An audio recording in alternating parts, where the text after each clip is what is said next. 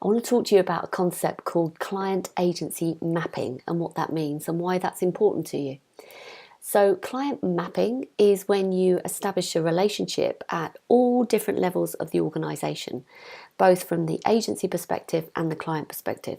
So for example, the owner of your client business might have a relationship with your owner of your agency. Similarly, maybe a business unit director on the client side would have a relationship with your client services director. And maybe your marketing manager for your client would have a relationship with your account director or senior account director, and so on. So you have essentially a different relationship established at every level of the organization. So this is what a typical client agency map might look like, and those are the relative equivalent agency contact levels. Now obviously there are different agency sizes and different client sizes, so you're not going to have present all of those levels in order to establish all of those relationships. But if you think about the benefits of establishing those relationships, essentially it's all about relationship risk management.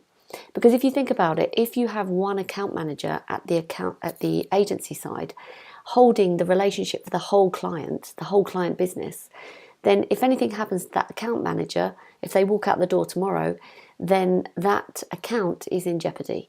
So the agency stands to lose potentially that piece of business because the client might not be happy because they've already established trust and a relationship over time with that particular account manager. The other reason that client mapping is important is that you can escalate issues appropriately. So for example, if you have an account manager on the agency side and a marketing maybe assistant on the client side, and anything should happen to that relationship, then each party can escalate that issue to their superiors in the organization. And those people can get together and talk about the issue and resolve it that way. So if there is a relationship breakdown, then you have somewhere to go in the organisation. The other reason that client mapping is important is for accessibility. So for example, resource planning. So if a client services director on the agency side has a relationship with a marketing director, then they can have a meeting and say, look, we're planning for next year's budget.